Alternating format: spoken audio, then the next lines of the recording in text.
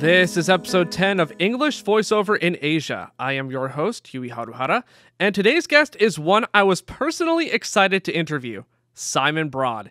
He's a dubbing veteran from Hong Kong, but I know him best as Maruko's grandpa Tomozo Sakura in the late 2010s English dub of Chibi Maruko-chan. Broad spoke about much of his career in dubbing, answered some questions regarding dubs with little info, and even uncovered some new dubs along the way. Oh, and he did a custom Tomozo haiku in the interview, so stay tuned for that. Without further delay, here's my interview with Simon Broad. All right, go ahead and introduce yourself. Hi, everyone. My name is Simon Broad.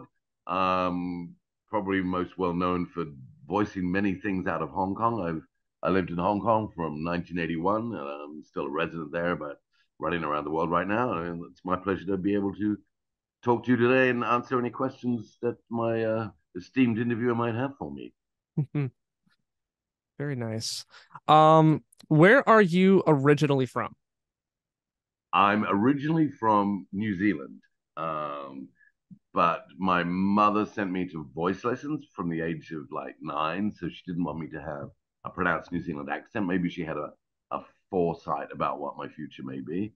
But in 1981, when I was very young, my family moved to Hong Kong. My father had a job, so I was just starting university when I went there. Where do you live now? At the moment, I'm trying to find somewhere to be because Hong Kong went through some kind of major changes starting in 2019, and then with the pandemic that came. So I've been spending my time in Australia, Thailand, and Vietnam at the moment, and still commuting back and forth to Hong Kong to do some work there. So yeah, I'm kind of living out of a suitcase for the last 2 years, but hopefully the next 6 months we'll find somewhere where I can settle again. And what other positions or jobs do you hold or have you held over the last however many years, like writer, translator, just anything other than acting or voice Oh, acting? sure. Acting, well, I did a lot of theater work in Hong Kong. I always preferred theater. There was always a lot of film work in Hong Kong, but I always preferred doing theater. I find it more organic, and you're in touch with the audience. And I'm very, very impatient, so I hate all that setup and everything. So I really like that. Um, Along with what we did as dubbers, I MC a lot of corporate shows and big events, galas and government press conferences, etc. And several years ago, well, like gosh, it's 20 something years ago now, we started getting into corporate training. So I would provide and do it myself, role playing in a lot of very big corporations training sessions, and then I started to facilitate that as well. So I do that as well. And also, I'm writing. I'm actually trying to get my life story together right now to put down in a book. Um, just I've come up with a title and the chapter heading so far, so that's about it. Oh, okay. Amidst all the stuff you're doing, what do you do in your free time? In my free time, I really, because of my job with corporate training, just before the pandemic hit, I was traveling every 2 weeks. So I would always try and find something cool and unique to do in every city I went to. So I went to Paris. So I would go and listen to Gregorian monk chanting in the Notre Dame Cathedral. I like traveling's great. Go a lot. We do a lot of. I do a lot of hiking, and just just out there watching movies a lot. But I find it really hard to watch movies because you start getting very technical about the way they're put together because of working on them for so many years. Um, and just reading and traveling. Traveling's really, which great. Wonderful. I love having new adventures and seeing new things all the time and meeting new people and just learning how cultures are really different around the world because I've lived in Asia for so long.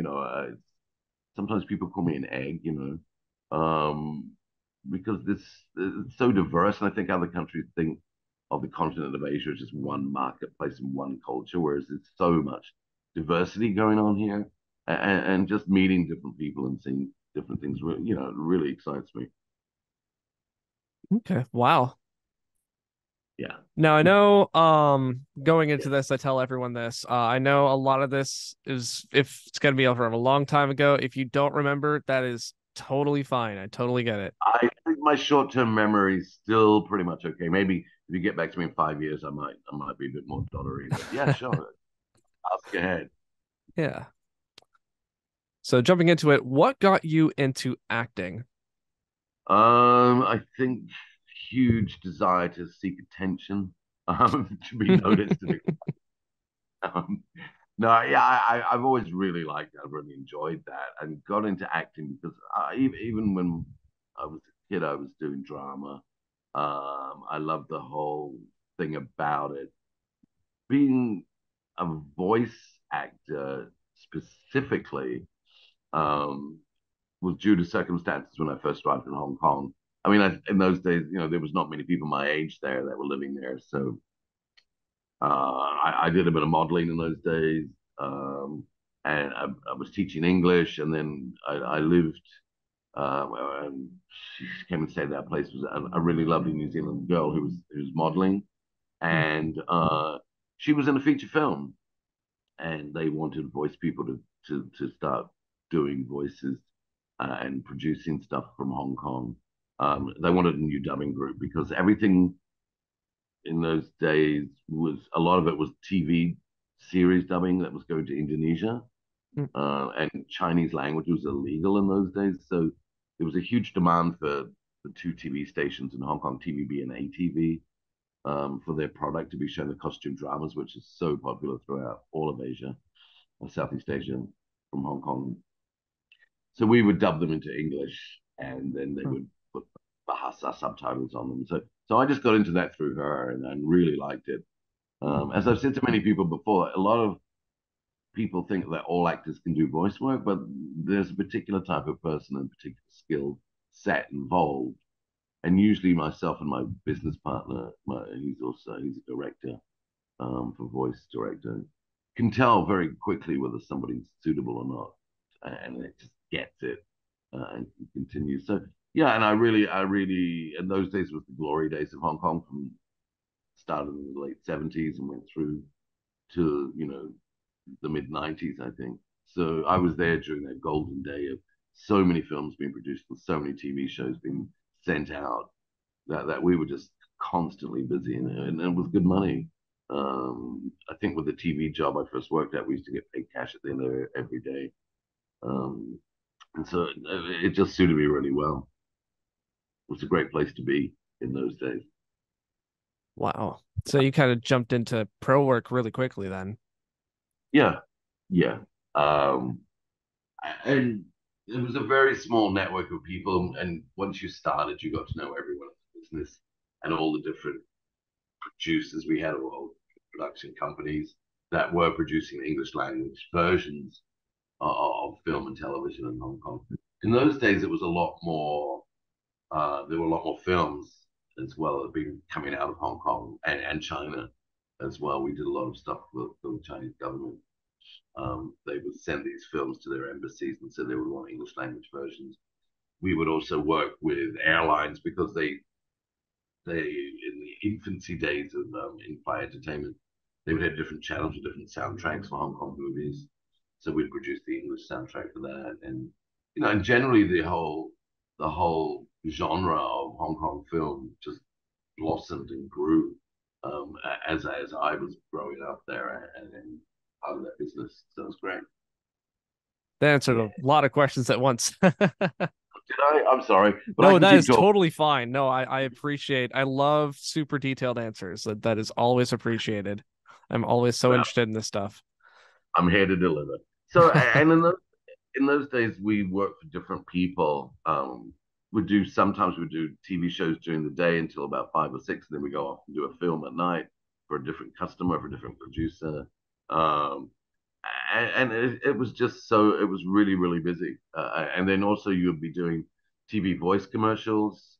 We call it TVCs, VOs, voiceovers, and some of the people I worked with would also be on television, having their own shows, which I dabbled in once or twice. And then that also would have one of the ladies I worked with, wonderful lady, was Weather Girl, Hmm. on the news. Kong. So, everyone was media related and we all got to know each other. It was quite a little small community and we all, really liked each other and worked as a team.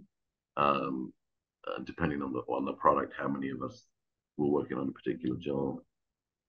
What studios have you worked with over the past several years?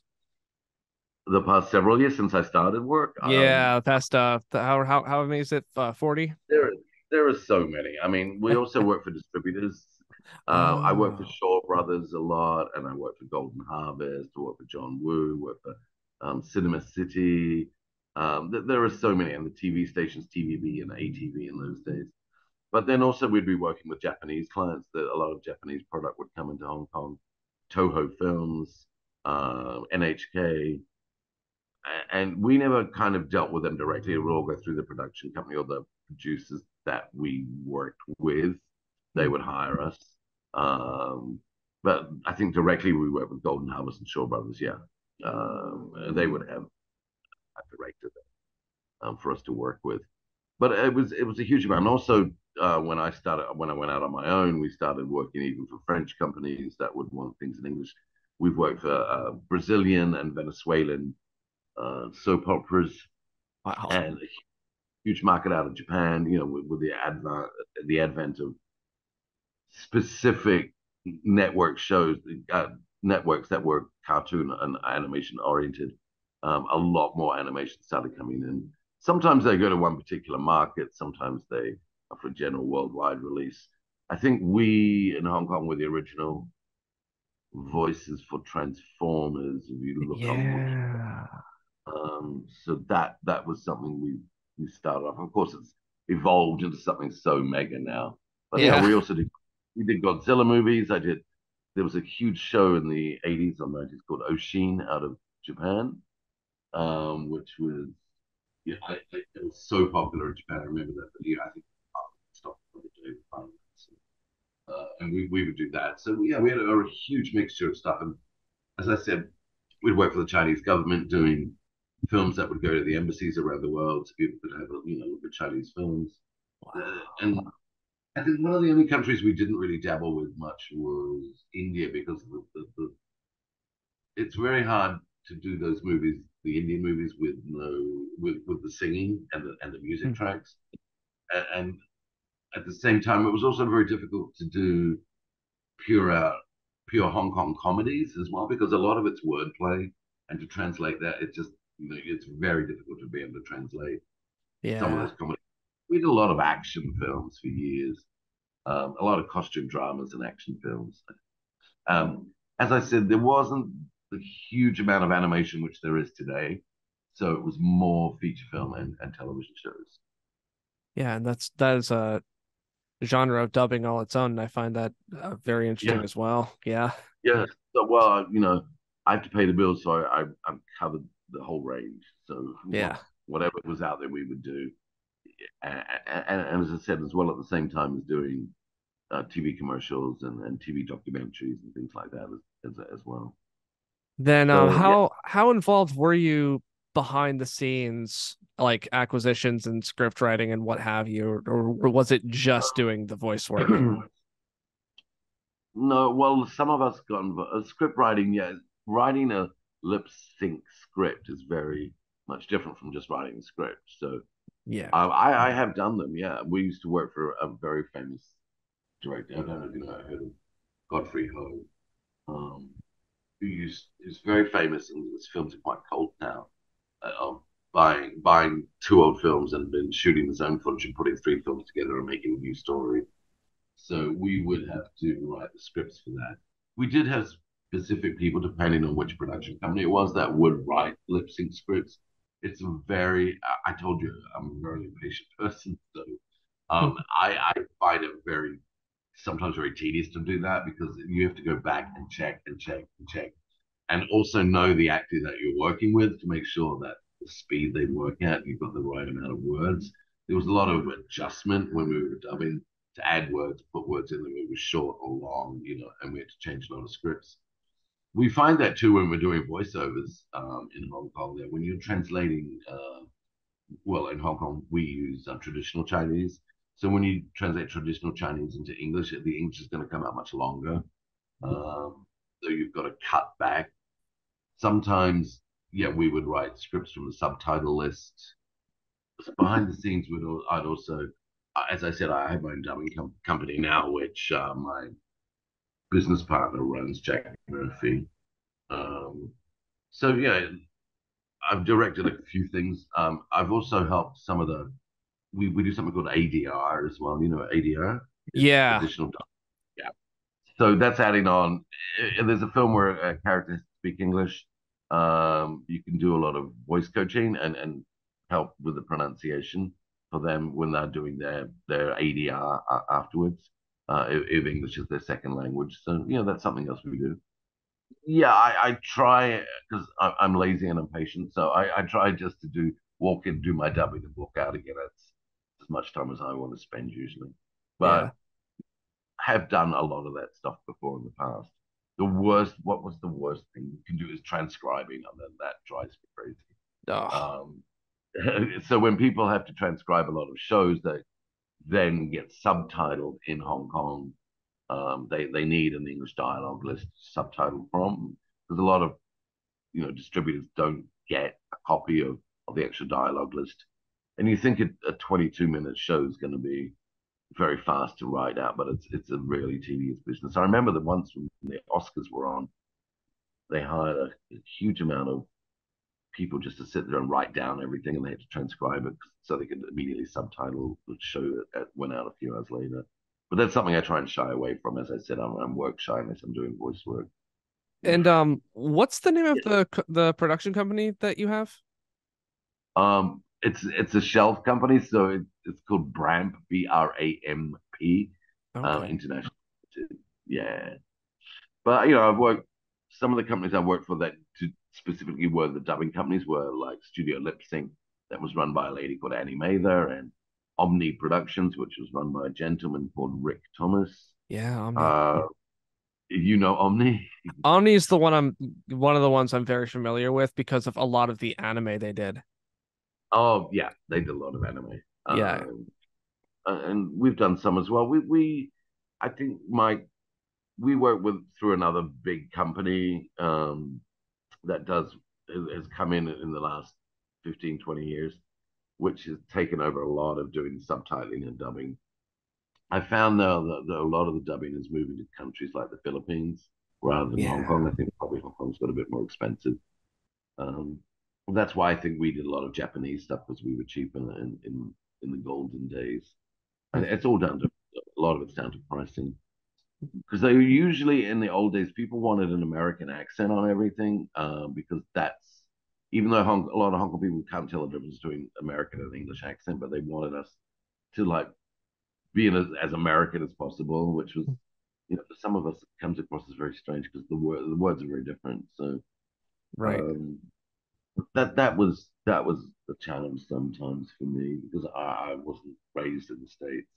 But I think, with Taiwan, Japan, and the Philippines, you're going to get a lot more of that American accent coming through. But we work with a huge diversity of people like English, Australian, New Zealand, Canadian, Yeah. people from the States. Yeah, it's huge. So it was a real melting pot of people and accents. So yeah, that was what I was doing. Yeah, that's part of why I found it so interesting looking at these Hong Kong dubs. It's like a lot of people who I tell like, oh yeah, there's dubs made in Hong Kong, and people assume it's people Yeah, that are born in Hong Kong, and I'm like, no, I get people from Canada, America, New Zealand, yeah. China. You have a Well, wide variety of people.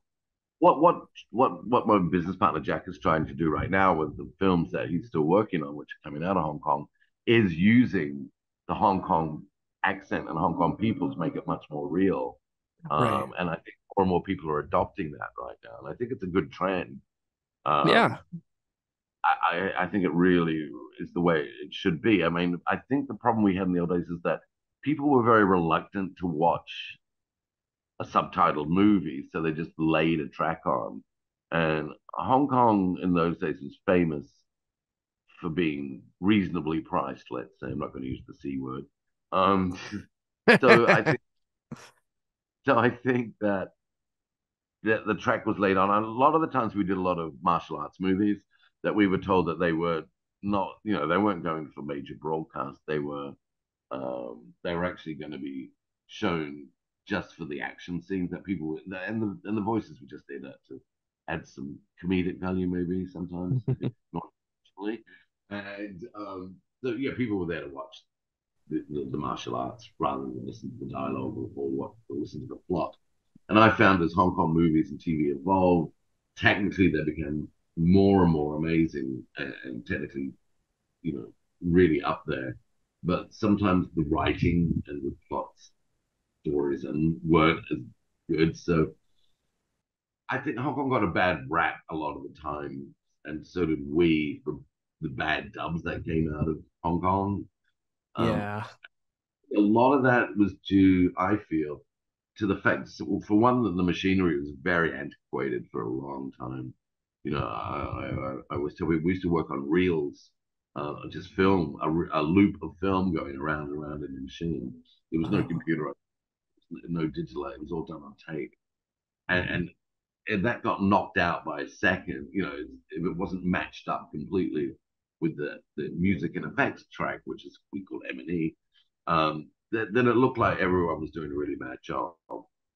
Also, the fact that I think a lot of the technicians mainly dealt with doing, you know, Mandarin and Cantonese, that English wasn't their first language, so they weren't sure sometimes. So, yeah, there are some bad jobs out there, I admit it, but, it wasn't totally, we did endeavor as much as possible um, to make the best job we could. right. Again, depending on budgets, etc. Yeah. No, because I asked my fans if they had questions, and multiple people asked about the infamous Transformer stubs. Oh, yes. Well, we had to cover our mouths every time they put a mask on. We sit there with our mouths just a hand over our mouth. Just do it. That's amazing. Yeah. I think one guy used to shout out, a girl that I worked with telling me, I remember he's, instead of saying transform and Optimus Prime, he used to shout out Postmaster General or something. Just, but they That's would, a lot of these studios were actually just converted apartments in Hong Kong, old apartments really. converted with some, yeah, with some, acoustic boards up on the walls, and you could tell it was we waited in what was used to be the living room, and they were very like slapdash. It was a great deal of volume going through Hong Kong. It was a great business to be involved with in those days, profitability wise. So yeah, there was studios everywhere. Um, Little holes in the wall, and a lot of the stuff was commissioned by the distributors rather than the actual production companies. Right. Yeah. Sorry, I've Yeah. left a gap in. So I do talk, and I No, can it talk. is fine. I was just about to say I'm really appreciating this because a lot of the people I talk to, like Mike Pizzuto and Oh Colin yeah. and all them, they have the limit of just a handful of studios where you have a very broad scope. No pun Oh, intended on your name. You have a very very large scope of all that's happened in the last 40 years with Hong Kong yeah. dubbing, and Believe me, it's not in a flash. But yeah, it's yeah, really evolved. Even I was telling you about the way that we used to dub with a loop, and then we went to another machine that would handle a whole reel of film, but you could forward and back, but you had to change the reels, oh, and that still took time. So you'd do all of reel 9 and then go and do reel 7, and you know the average film in those days I think was 9 or 10 reels of film. And with the looping, we used to just get cut, would be cut about 75 feet or more to 100 feet. And that would just revolve until you got it all right and could move on to the next reel. And they were all hanging up this cut film out the back in the studio. And then we wow, went to the rock and roll machine, we used to call it. That was the one you could change the reels. And then progressed to, computerization, digitalization, no need for tape anymore. And that just was such a game changer for us because everything used to be on Betamax with DAT, which is digital audio tape. We thought that was advanced. But, these days it's just so easy. And in those days too, we used to probably dub more en masse that we were all there together. Whereas these days, I think people come in one by one and they lay down tracks because you can have so many vocal tracks put together on a file, Right. which is what every these days. Uh, so that's changed things as well because obviously we did have mics that were directional microphones that would go around the whole desk that we worked at. But there was always going to be somebody in the center, and you have to adjust volumes. And so yeah, I've just seen such an advancement in the way things are done, and I think now with AI, who knows where the business is going to go? If there will be humans still doing this in 10 years' time. Yeah. That's a big Um, thing going on in America right now is voice actors trying yeah. to get protection of their voices. Oh, I've been trying to protect my. No one will insure my voice. No, but I mean, yeah, no, I do see that, and I I always, we even, I think in the old days thought that that would happen one day. And you slowly start seeing it happening with a lot of YouTube videos, etc. You know that it's computerized voice, but I think they'll, in the next few years, that's going to really change. They can put in emotion a lot more and, intonation and enunciation. So I see it as it comes down to budgets, and I think it's going to happen. Not 100% of the business, but a lot of it. Yeah, Yeah. it's evolved so quickly. Like a couple of years Yeah. ago, it was kind of a novelty of, making a celebrity say something sleazy. And Yes. now it sounds so realistic. Yeah, now they just do something sleazy. No, I'm just kidding. Yeah, yeah. Yeah. It's strange because yeah, it was. And we never thought in those days that we were working in the golden age of Hong Kong dubbing. We thought it would go on forever. Right. The future was a long way off, but here it is right now. Um, and things are very different. Another thing that Jack is trying to do is when we do the animation these days, we used to just get people in and they would act the lines, but Jack tries to get you to copy and mimic the original as much as possible, the way they're speaking it, and rather than go off and do a completely, you know, independent English track, it's trying to follow the original language as much as possible. Um, Interesting. it does work, I think, a lot more.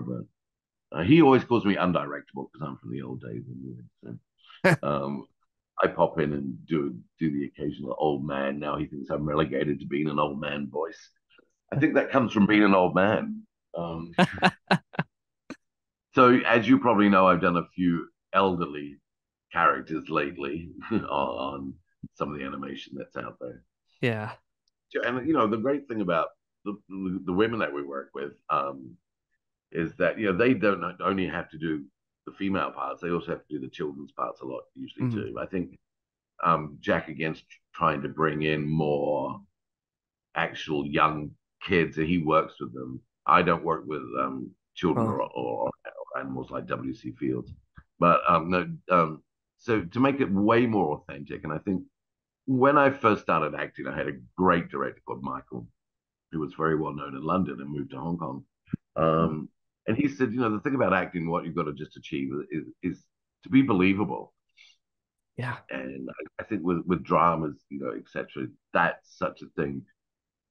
But I still think with dubbing, I mean, with I know with Netflix these days, people I would rather watch the original Korean with subtitles, with a lot of K dramas going out here, than actually the dubbed version, which they offer you as well. So, Right. I know that's cutting my own throat by saying that, but I just think a very good dubber can get into the mind and the feelings of an actor.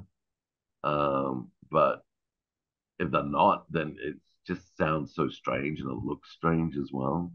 But also for us, we'd look at it technically while I'd be watching it. I'd be looking at the technical of it. Did it start on time? Is the mouth shape's good? It's getting way better. I think when we see Europe, you see sitcoms like Friends, etc., and Modern Family that are dubbed in Germany and France. That the dubbing level is so high that it doesn't distract at all from the production.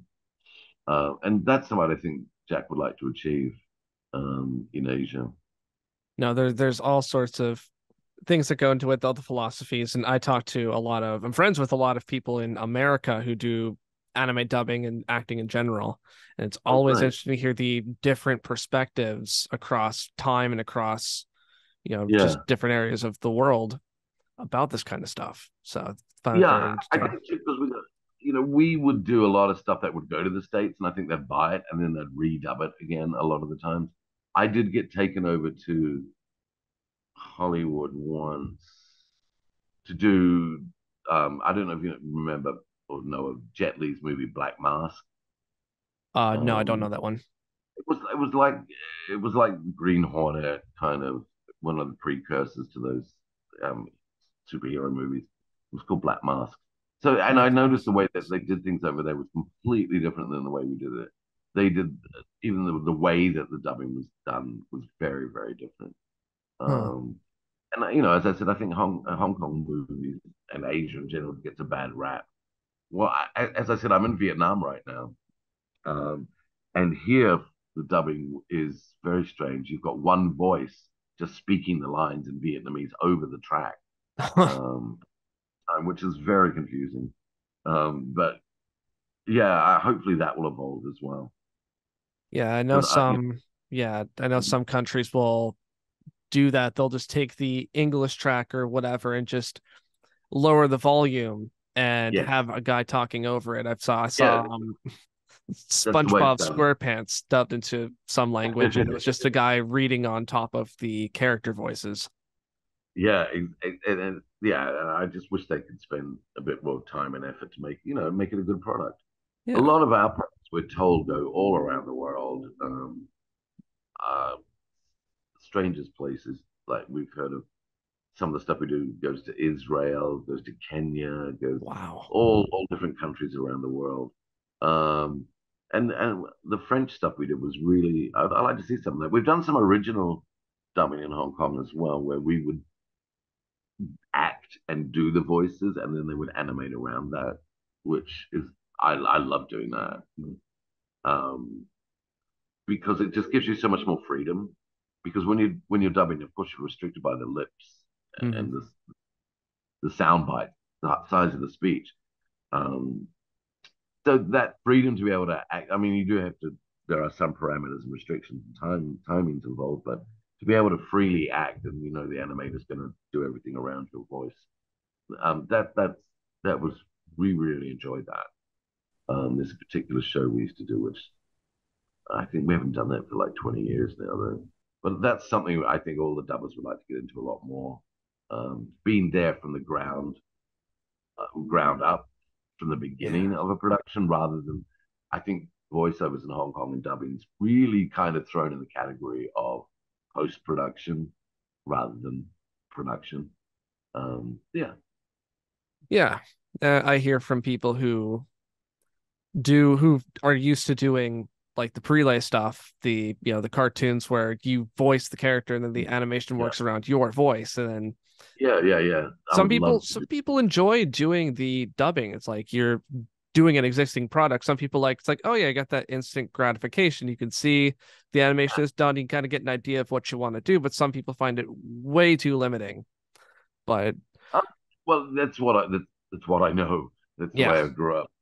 That's how I look upon it. And it is instant gratification, which is like, as I said, I like working in theater rather than film because you've got the audience there. You yeah, get an instant reaction and you can react with them. yeah, Um, I find it, because for many years I did the voice of Chow Yun-fat, um, all his films, and we worked with John Woo's film company a lot. And I really did feel that when I was dubbing specific scenes, you really do feel that connection. And it's a great feeling to know that you've got that emotion going with what he's doing on screen. No, I really enjoy when you've got the budgets there and you've got a long time there and you concentrate on really getting into the head and into the mouth. Well, that sounds a bit weird. Of, right. of, the, of, the, of the characters you're working with. Because I'm with I can relate to what you're saying about like the instant gratification of doing stage work. I don't Yes. act, I do presentations at conventions, Oh, and wow.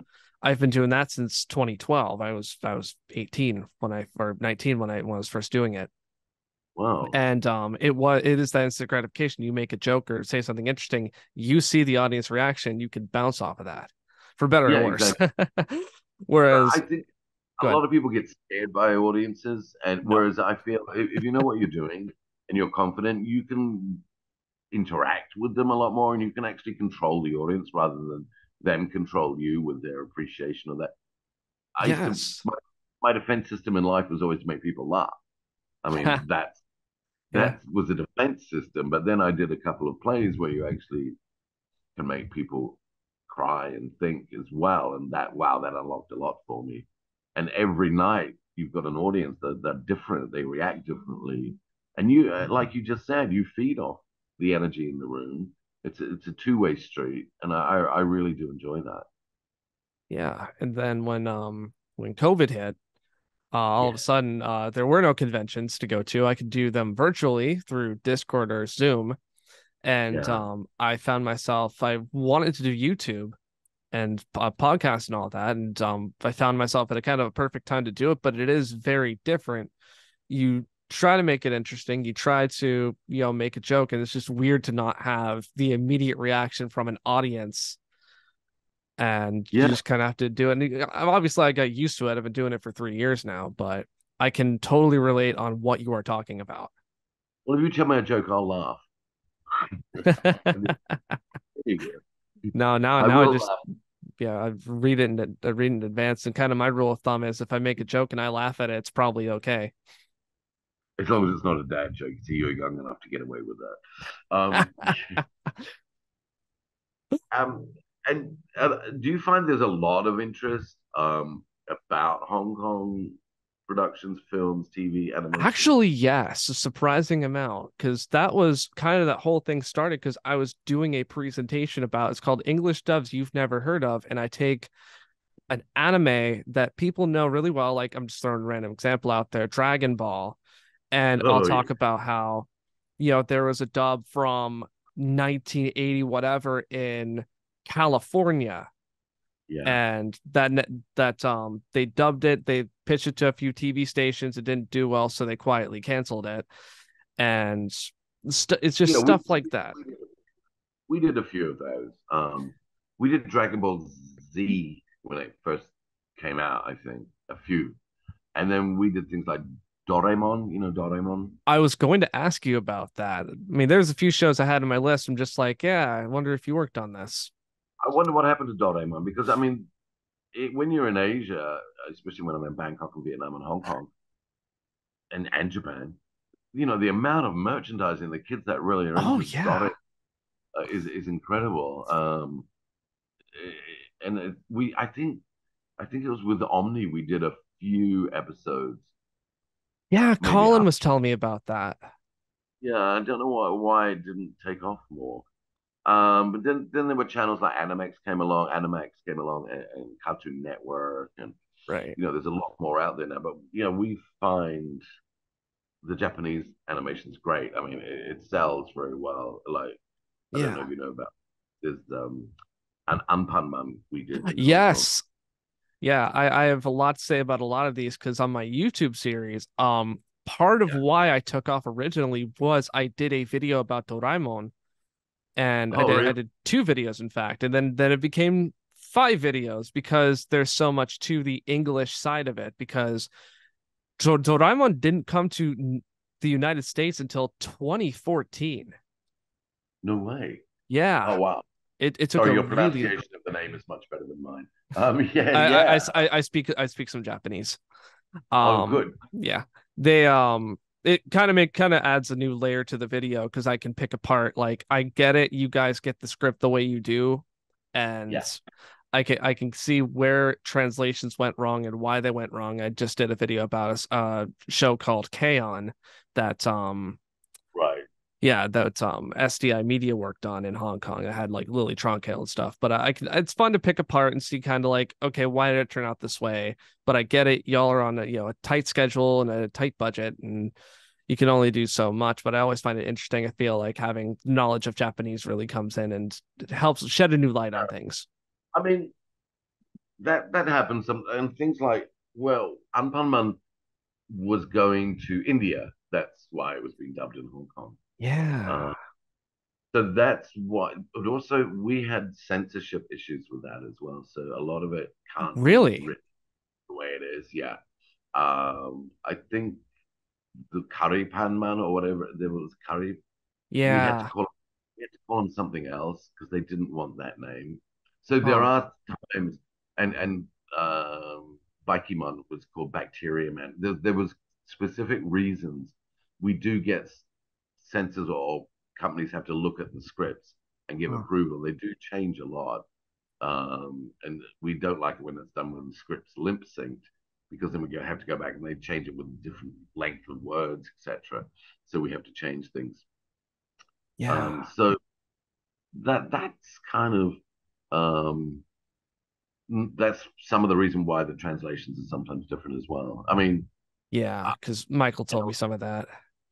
yeah, I really like Unpunman, and that's another popular series out here. But I think It just came here in really, 2020.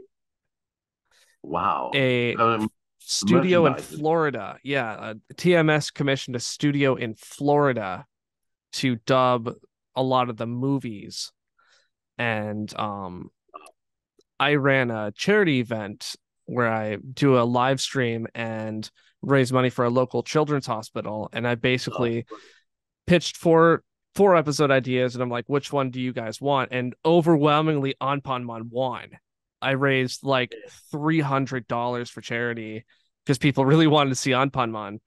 And kind of honestly on accident, I talked to the new English voice of Anpanman, who's a very sweet girl. She's Gia Burns. She followed me on Twitter and I followed back and I'm like, hey, oh my gosh, it's Anpanman. And I interviewed her. She had to get approval from TMS and she told me like everything behind the scenes. It was awesome.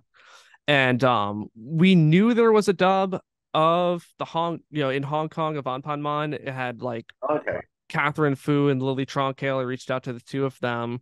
And it wasn't until after the video came out that Muriel Hoffman told me Candace Moore was on Ponmon. Yes, And she was.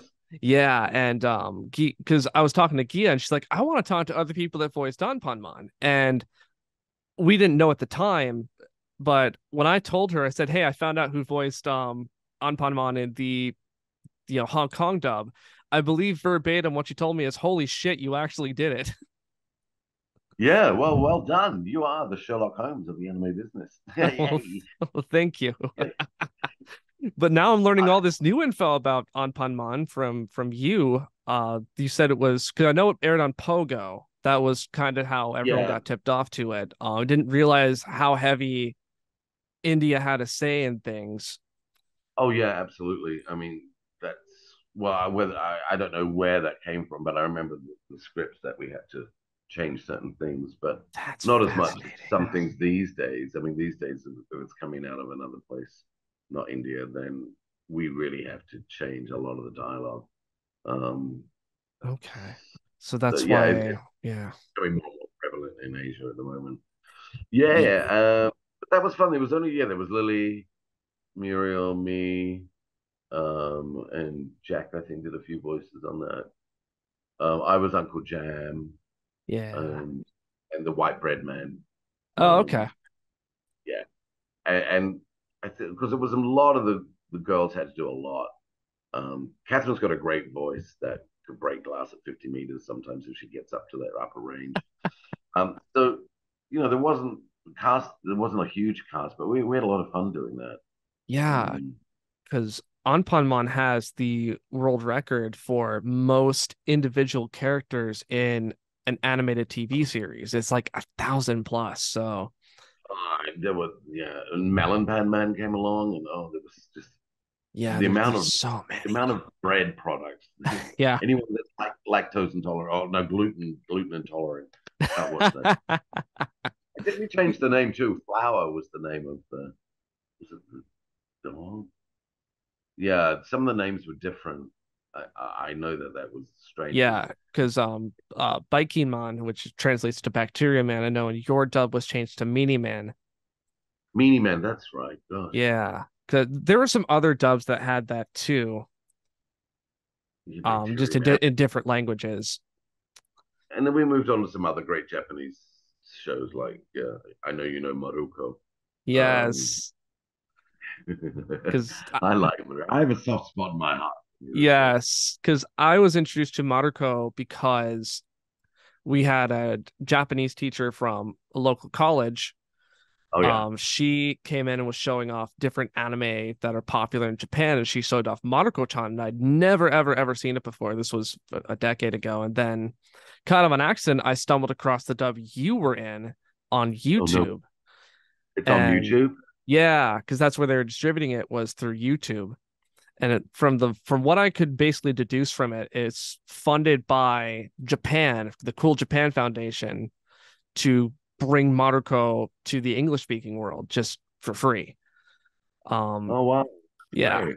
And that was my second ever video I did on my YouTube channel was Maruko-chan. It's very rudimentary. I do want to make a new one because there's more info What would you and like to get into on it? What else would you like to do? oh so much more because that was before I was even doing voice actor profiles. I started doing that the episode to follow. It's just my channel is so refined now. It's just back then it was kind of like do what I can as fast as I can. But now it's just like, okay, we're gonna take 6 weeks. We're gonna dig into this topic and do the Oh, it best sounds I can.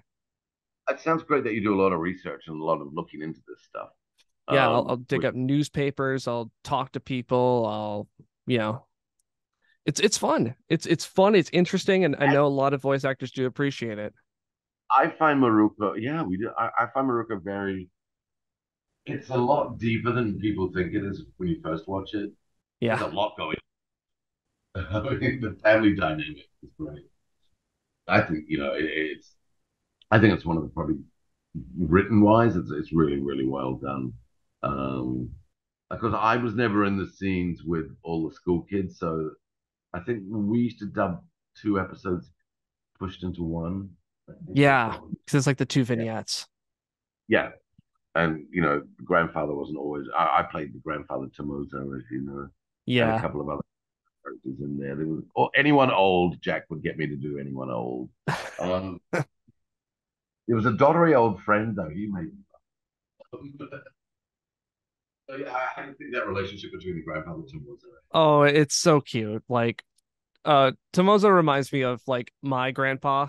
That's kind He of why does. I really liked him. And yeah, Yeah, I yeah, really got into doing that character. I really, really enjoyed doing that. And I worked with Catherine. Mainly, it was Catherine and myself in the studio together because it was two of us. I mean, but yeah, she was busy in that show. She was on all the time. She was on every page, I think. yeah. Uh, 'Cause she was always really, really flat out doing it. So and I would breeze in and be the grandpa and breeze out again. Um, I like the father a lot too. I think he's great. He sits there drinking beer and sake all day. Yeah. He makes me. Yeah. Um, I was going to ask about Maruko-chan. Did you all record together? Or was it just one at a time? sometimes there were two of us. Sometimes, usually, it was just for me. It was just me. Okay. Um, I don't know whether that was. I think the director's decision. Um, because I could zip through a lot of episodes because it was just me there, and we didn't work from start to finish. I think we'd work on about 12 at once in a session. I could get through 10 to 12 episodes Wow. uh, in 4 hours, and then I think people like Catherine had to be there from start to finish. But yeah, and sometimes we could hear that if you weren't the first one to do it, you could hear all the tracks that play them for you.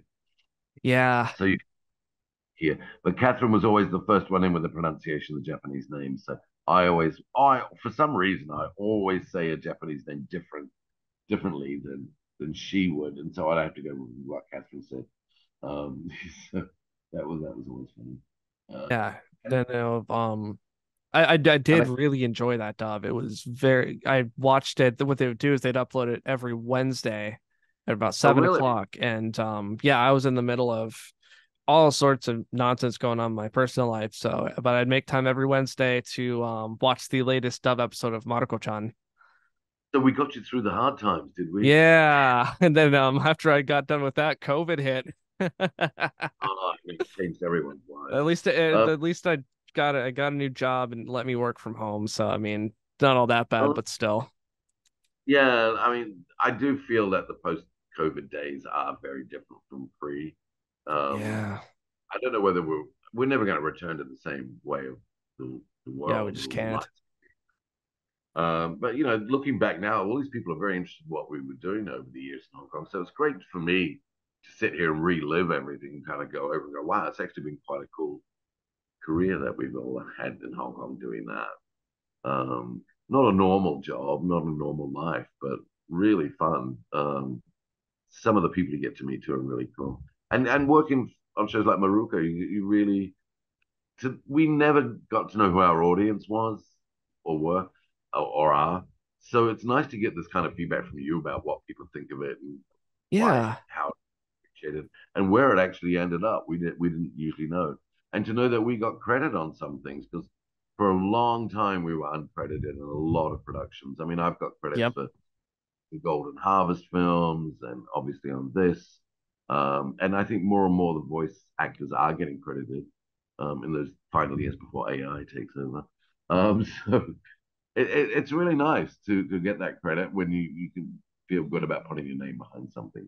And thank you for having this interest Yeah, in well, what we do. thank you for agreeing. Like a lot, some people are like, I'll think about it," and but others would be like, "Yeah, they don't want to be interviewed." But you were just like, "Yeah, sure, they have a time." I'm just like, "Okay, I mean, I've had a lot of these inquiries lately, and I think just for people to be interested in what we did when it was such an anonymous type job, we didn't know yeah, where it was going.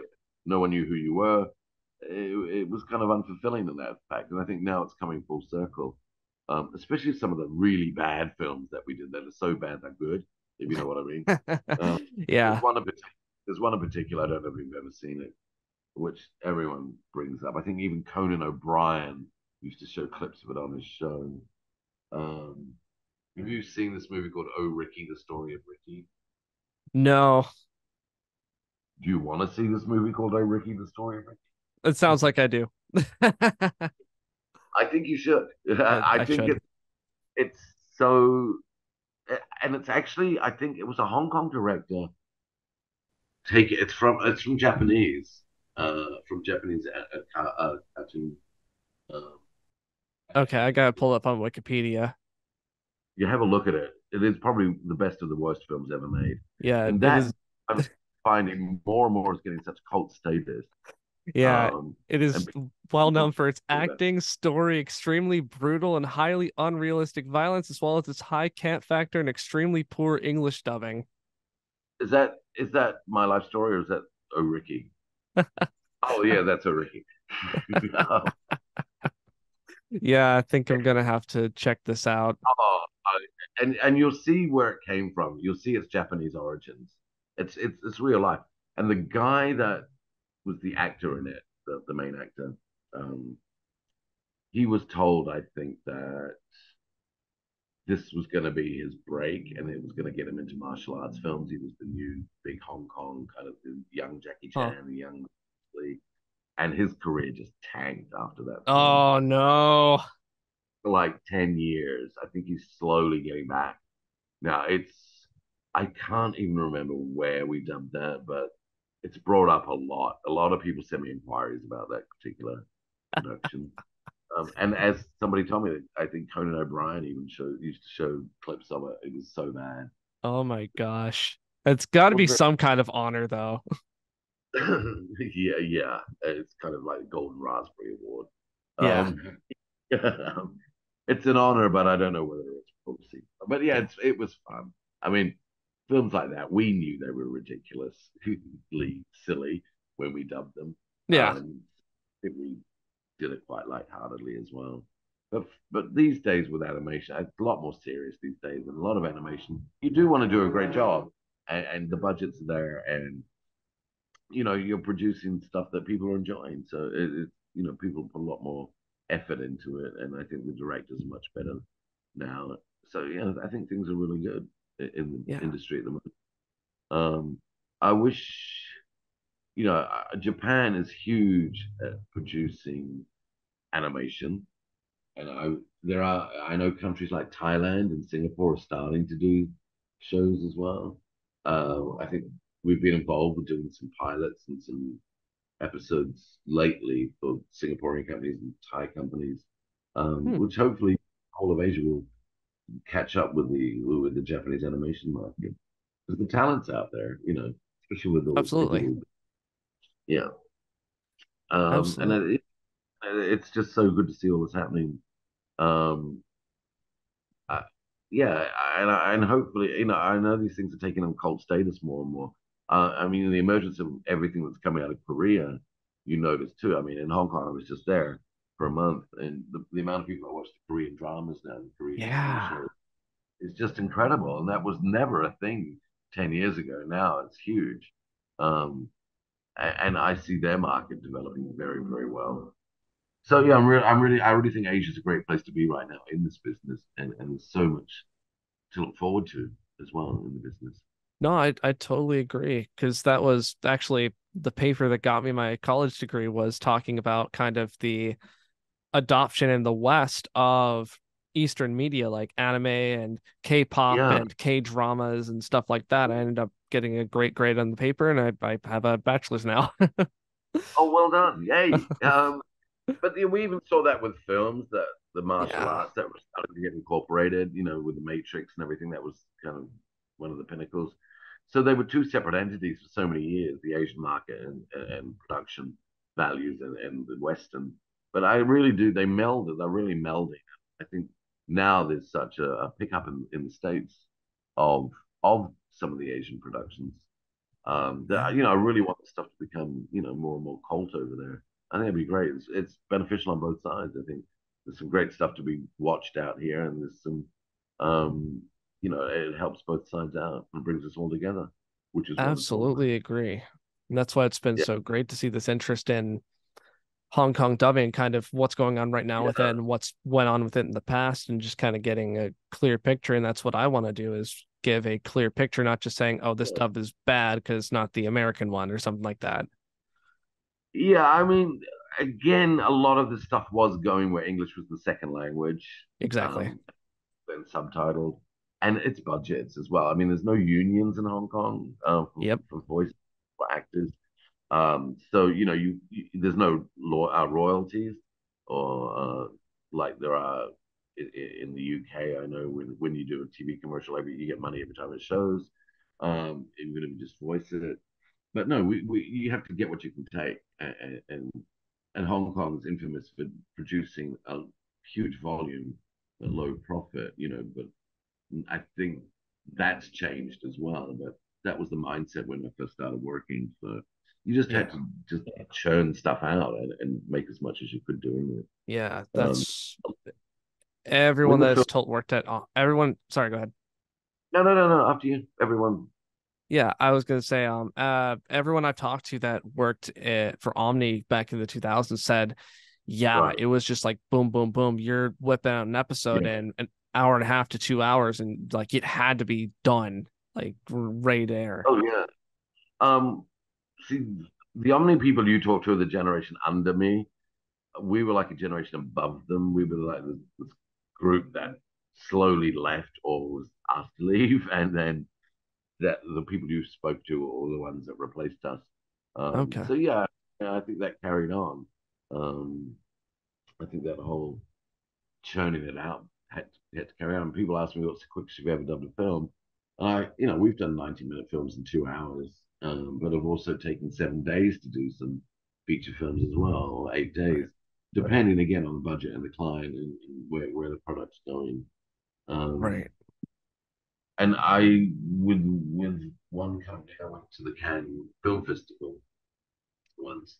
I was working, trying to couple of Hong Kong products, working with Hong Kong, another Chinese director, and it's amazing what people want to buy. I mean, most of them bought one film that had one cameo with Jackie Chan in it. We were selling films in the basement of the Cannes Film Festival, bunker they call it, there's a great deal of interest, but distributors want to have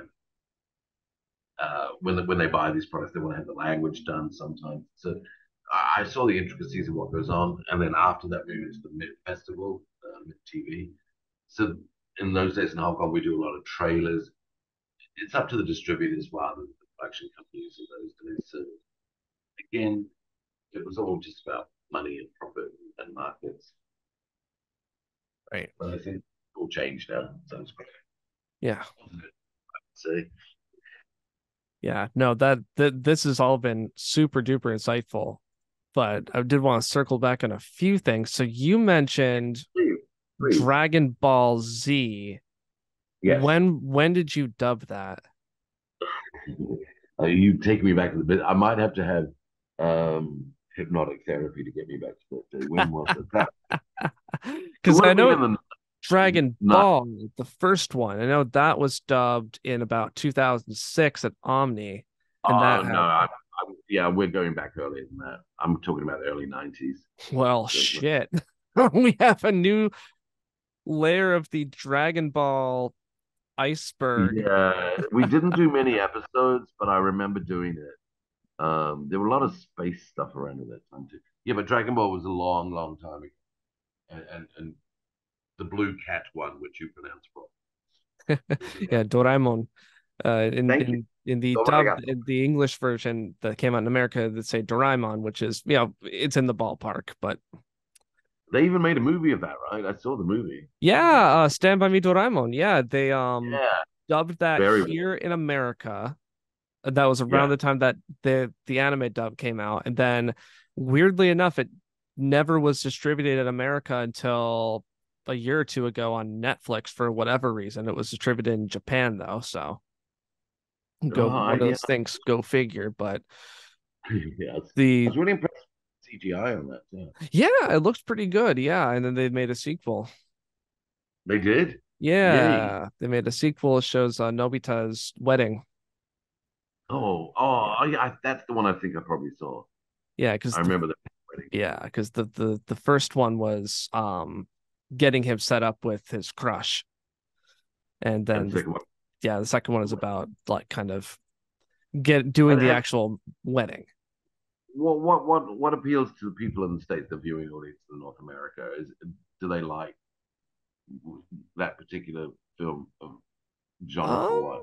You know what I mean? it was just what the distributor wanted, as far as I know, because Doraemon actually didn't do that well. They only did a couple seasons of the anime and then called it quits. They dubbed the one movie, the two seasons, and then it wasn't until 2021 they released the sequel movie in English, just kind of by surprise. Oh wow. Okay. Yeah, so Because it didn't do well. like I said, I'm in Vietnam currently, and I'm Barbie got bad today. Yeah, The but movie Barbie. there's so much history. Like the earliest English dub of Doraemon is it was called The Adventures of Albert and Sydney, and it was dubbed in Really? Canada by a now famous studio, Cinar Corporation, which is now Cookie Jar. Oh And wow. it was like 1985. They hired actual kids to voice the kids, and unfortunately Wow. not many people remember it. And the company that aired it, it aired in all places. It aired in the Caribbean. Like That's such a vast market for Japanese blue cat animation. Uh, they dubbed it in Canada and never showed it in Canada for whatever reason, and now it's oh, lost media. shame. There's a tape that was uncovered, and Oh, the the kid that now an adult that voiced the main boy Nobita who is we call John for some reason. I wait, remember he was called John. Yeah. the the kid with the glasses was called John. Yeah. Hold on, wait, we have a whole new rabbit hole to explore, a new I'm cat pretty hole. sure he was called John. I remember that because I still say to kids that I meet around. There's That so is much story. hilarious because he was called Sydney in that dub, and to wrap up my end of the story, he is now has a master's degree in history. And No way. I reached out over email. I'm like, hey, you remember this? Like, oh yeah, I remember doing that. That was fun. And yeah, it was only because in the back corner of Google, someone found out who composed the soundtrack for that version. And it turns out he had a tape hidden around somewhere. He ripped the tape, and it's 5 minutes of like kind of low quality tape, but you can hear the voices, and it's about 5 minutes, but it's just this wild, and that's really where my channel started to gain notoriety because I talked to the guy who when he was 12 did this show, and it's Yeah. just wild, and he was more than happy. He's like, I can only remember so much. And then last year around this time, the girl who voiced Shizuka or Lucy in that dub said, yeah, I remember doing this. And it's like kind of jogged her memory watching my video. And it said it's weird because I know more about it than she does. And she was in it. Oh my Well, yeah, gosh. great research skills going again. Well, So thank you. yeah, Yeah. I mean, it's, I find people like you really help discover all the layers that go around these productions that people had no idea of. That they're out there somewhere. These tapes. yeah, I'm taking notes. You said Nobita was named John. Yeah, I'm really sure about that because that's from then on. I always looked at him and thought that's the character John. That is I remember. hilarious. Yeah. Do you remember any other character names? No, it's just a really distant because we didn't do many episodes at all. So for some reason, again, like the Canadian version, it just didn't take off in Yeah, it's English. so weird. But And then now some of the, yes, yes, sir. Colin was saying a girl named Gemma voiced Doraemon, and he wasn't sure of her last name. Was it Gemma McLean? McLean, yeah, she's Scottish. I think she lives in Scotland. I Yeah. think I I'm just on wanted Facebook. to 100% confirm that that was her name. She was a singer in Hong Kong. She, Wow.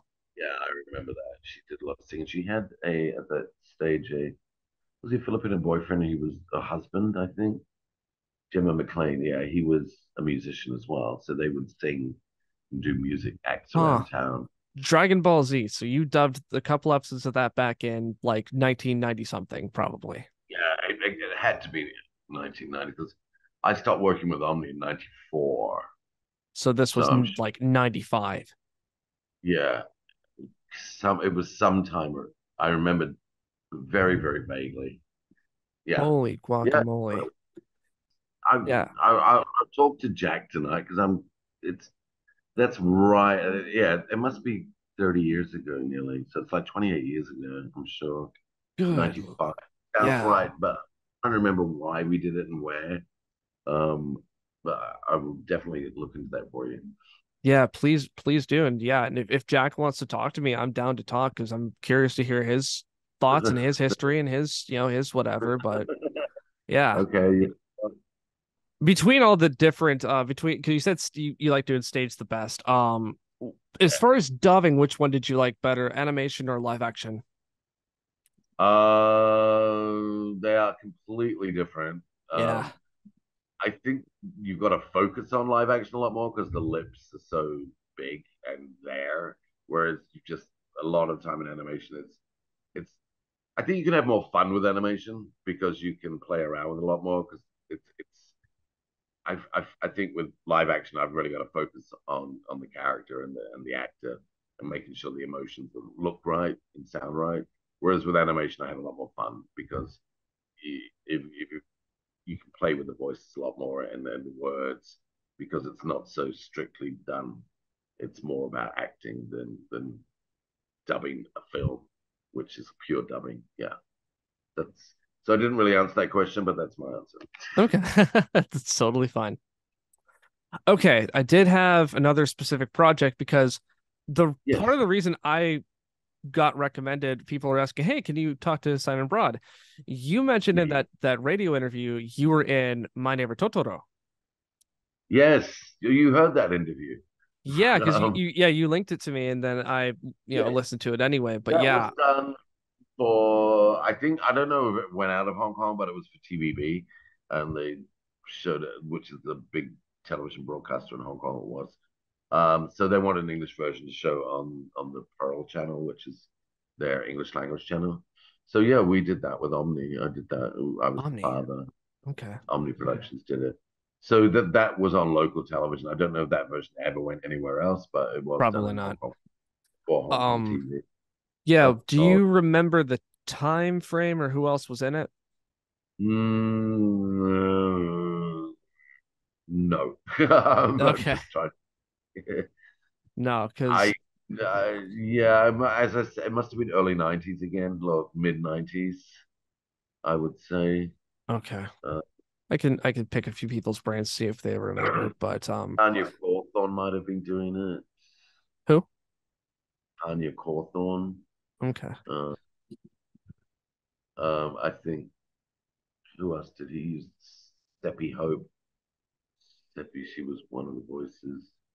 Yeah, they were because they were competing companies, so I know that certain women and gentlemen weren't working for Omni; they were working for other companies as well.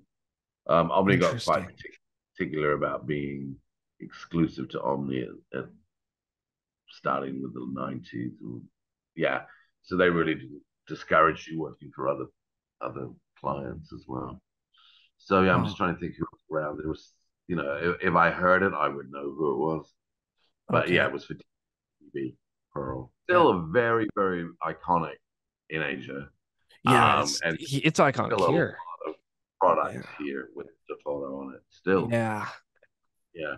And all of a sudden people are like, Huey, did you hear about this? And I'm like, wait, what? There was a Hong Kong dub of Totoro. And I'm Yeah, like, yeah. It was on TVB. I don't. that's I wild. had a VHS copy years ago. I don't know when it was released. Oh, my heart skipped a beat for a second. Yeah, I've moved so many times, and VHS is like what? Um. Yeah, I So mean that's how we yeah, got the Albert and Sydney the yeah. of some the guy had the random VHS tape. I know it was on TVB. Excuse me. Yeah, a lot of that stuff just gets lost to time because it was never aired again and it was, Yeah. tucked away and just disposed of or degraded. But I distinctly remember that because I remember being the father and moving to the countryside and the kids Yes, waiting for the such a bus stop. great, The father wasn't in it much because it was mostly the girls, of course, but yeah. um, I can't remember who played. Again, I'm going to have to go to repressive memory therapy after I've spoken to you. Um, That's how I always feel. I feel like I'm like challenging people. I'm like, yeah, if you don't remember, you don't oh, remember. good, Yeah. good. Yeah, because Most mornings I play Wordle or Nerdle. Now it's like talking to you, I've got to do a lot more thinking. Um, but to go through a few more things, did you do any other Ghibli films other than Totoro, if you recall?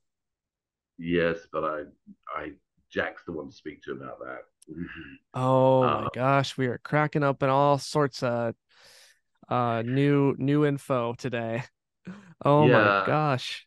he, I Yeah, mean, we have I'm reps good. with. I mean, he worked with SDI Yeah. with Cartoon Network and Animax, and so he knows all the titles. As I said, I started traveling around then, so I was away a lot. So I Right. do certain things. I just did Anpanman, but I did do the Hagerman family. I think it was the Hagermans. It was the most bizarre show ever.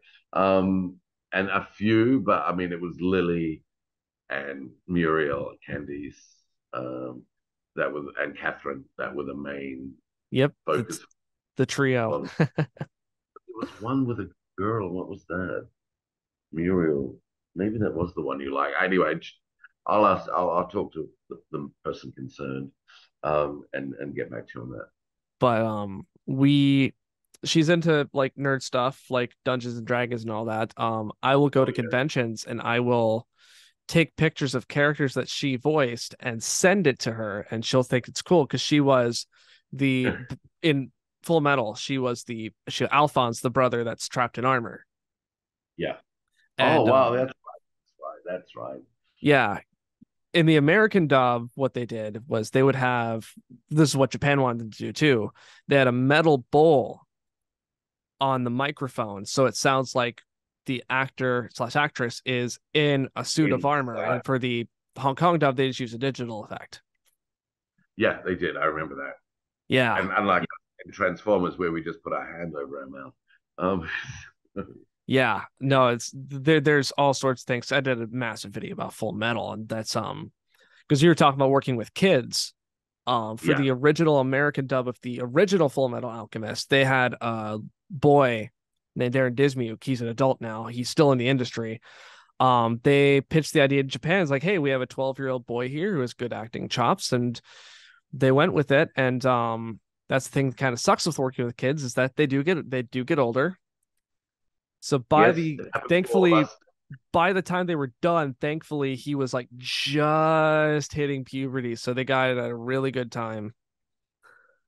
But yeah, Oh it's yeah, sounds yeah, great. I mean, that sounds perfect, and that's what I think Jack's looking for these days is to get that authenticity of whatever exactly. he fits. I think he's on the right track, but I'm just old school where we just got women to do it. They're just Yeah, a and bit more. that's what they did for Brotherhood for the sequel series. They got an actress to do it just because Yeah. that's what they did well, first of all, it's what they did in Japan. Second of all, you're not gonna have to worry about that person hitting puberty No, and having that's their true. voice drop. Maybe dementia might kick in, but never puberty. Right? Exactly. Yeah. Um, But it's all good.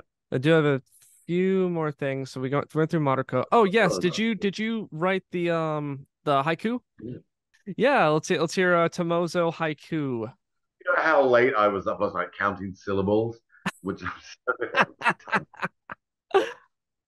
so Like, most people count sheep when they're going to sleep. You made me count syllables. Thank you. And so, what do you want me to introduce this, or what would you like to? Do you want me to Oh do it yeah, the way I used to? So, yeah, go ahead. Yeah. my voice is many, old and young. I bring to life none I ever meet. A haiku by Tomazzo, played by Simon Broad. Thank you. Wow. That was wonderful. Thank you. And you can count the syllables. 575. That was awesome. Thank you so much for doing that. Yay. So as I said, my voice is many, old and young. I bring to life none I ever meet. So that kind of wrapped it up to me that you're always playing somebody else, but you never get to meet these people, and you're always it's like living in a fantasy world the whole time, which is quite cool. Yeah, Who wants to live in the real world? exactly. So I'm gonna do some wrap-up questions. If you had the Please. chance to be on any project, what would you choose? Oh God, that's a really hard question, and that means I've got nothing. I can't think. I would like to. I'm really into the 60s TV shows and stuff, so I would like to do something like uh, Green Acres or Oh, Bewitched. I'd like to see a movie version. I've all my life I've been disappointed by the shows I grew up with being put onto film, and they were not good. Like Speed Racer, I thought disappointing. The biggest disappointment of my life was the Thunderbirds movie because I grew up with Jerry Anderson and Thunderbirds, and I'd love to do a really good adaptation of Thunderbirds or something that Jerry Anderson did. Or I met his daughter, and I would love to have worked on a film or worked with a film that Irwin Allen produced because I grew up with those as well. I don't know if you know Irwin Allen. not off the top of Uh, my head. he did these because we're talking generational here. I love things like Land of the Giants and Tower Inferno and the Poseidon Adventure. They were all his. Lost in Space was Owen Allen as well. But I know they've done new versions of that now. But I think his stuff was really, really cool. And I love Jerry Anderson. And Jerry Anderson was Stingray, Thunderbirds, UFO, Space 1999. Again, things that you can look at in the historical archives and find out where I'm coming from on that. But yeah, it's probably stuff from my youth that I think when I was a kid in the 60s and 70s, there was some amazing stuff out there that I think needs to be rediscovered and brought to life again. It And should. what are you up to right now professionally? Professionally, I'm about to go to Singapore to do some more corporate training. I am doing voices for projects in Bangkok, Oh, and I'm also open to anyone that wants to employ me for weddings, birthdays, or bar mitzvahs um, as an MC. uh, just waiting for the industries to open up again. Hong Kong, I see, is opening up again slowly. It's still not where it was, um, but I'm just trying to find a place where I want to settle right now. I know it's Asia because I think there's such potential, and I grew up in this part of the world, and I love it so much. Um, so yeah, looking around too. I want to open new doors, new chapters. As I said, I'm writing a book about my life. Oh. I've got two titles for it. One's either The Actor on the Right, which I was referred to in a TV documentary about dubbing once, The Actor on the Right, or I'm going to call it Put Some Life Into It, which Hmm. is it's a long story why I would call it that. But it's kind of people seem to be very interested in what we do, what we did for a living. So I just want to share that with people. I will Um, definitely read that. okay, well I better write it then. So You're at least gonna have an audience of one. yes, What yes, words of what words of wisdom do you have for prospective actors or anyone else in your different fields of work? have a sense of humor when you approach these things, but also I would say get into the character, get into the spirit of it, feel what it's all about, feel what the writers and directors were trying to achieve, and just go along for the ride and be part of that. And it's easy. It's not about when you're dubbing. It's not about you showcasing you. It's about you bringing out the best in a character and the best in someone else's vision, so the so a far greater audience can enjoy than was originally intended, and remember the original concept behind what was produced. Anything you want to advertise, like your social media or a show that just came out? No, keep watching stuff that's not mainstream and is out there, and keep looking for new products, everyone. New stuff that's coming out of Asia, and support Asia for some of the great and tremendous talent that's coming out of here. Um, Yeah. no, and as I said, I'd like to one day come to the States and see all you guys and come to one of these things, and I'd like to watch you in action and see what you do as well. So Yeah. I like. Yeah, I'd absolutely love that. So Um, how far is Michigan from Ohio? Michigan is really close. It's just north of us. So it's like a 4 hour drive to get from central Ohio to Okay. like Detroit. So just And Columbus, Ohio used to have, because I was into this for a while. That was kind of on a tangent, but I'm really into Polynesian restaurants. um, I think in the 70s and 80s, there was an amazing Polynesian restaurant in Columbus, Ohio. I can't remember its name, but oh, everyone used to, yeah, because we have a surprisingly large Asian population. really, Yeah, yay.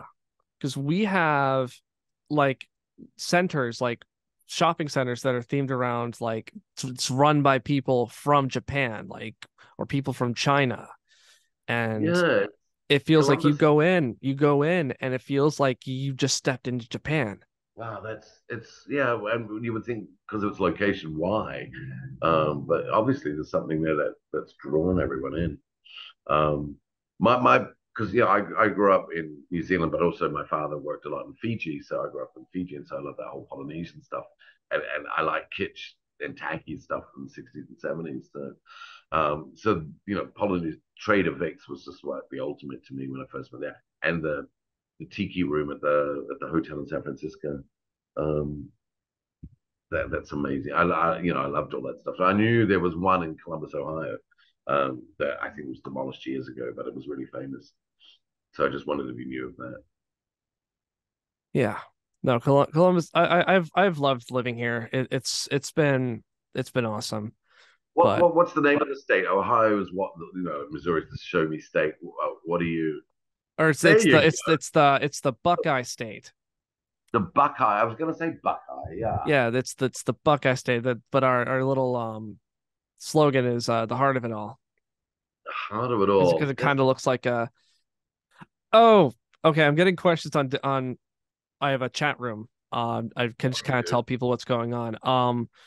Really quick, were you in a show called Cyborg Kuro-chan? It's a black robot cat with a gun on his hand.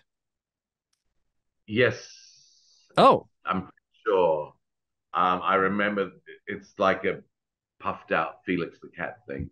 Yeah, it was quite yeah, roundish. I could send you a picture of it, but yeah. I think so. Again, I'll have to check. I mean, even Gutsy Frog just came to me. So I'm unlocking doors as we speak. So Yeah, I can yeah, send you that, but got more questions that people want to ask me or anyone, and just send yeah, them I through could to I me. could I could send you Yeah. messages and So all that. hey, well, it's been an absolute pleasure talking to you. And I'm sorry I was a bit serious at the beginning. I didn't know the nature of this beast, but no, Oh no, it's totally fine. um, This was a very insightful interview, and yeah, I'll I've really keep in enjoyed touch it. with you for sure. Hey, well, happy 4th of July. Thank you. Um, Yay for being independent. Yes. And I really think what you're doing is great. And I'm really pleased that you've got such an interest. And thank you for exploring something that I was part of because it makes me realize, what we did was actually worth it. And if I can help you or anyone listening to this in any way, please do let me know. It's my pleasure Awesome. to enlarge the audience and enlighten your audiences as well. Yes. Thank you so, so, so much. Not a problem. It's been my absolute pleasure. And I just wish you all good things. And hopefully one day we can all meet up. That would be fantastic. Yes, absolutely. Well, you have a good lunchtime, and I'm gonna I probably will get some do. sleep. Okay, go to bed. Yes. Thank you so much. I'll speak to you soon. All right. Bye-bye. Thank you again to Simon Broad for taking the time to do this interview, and thank you for listening.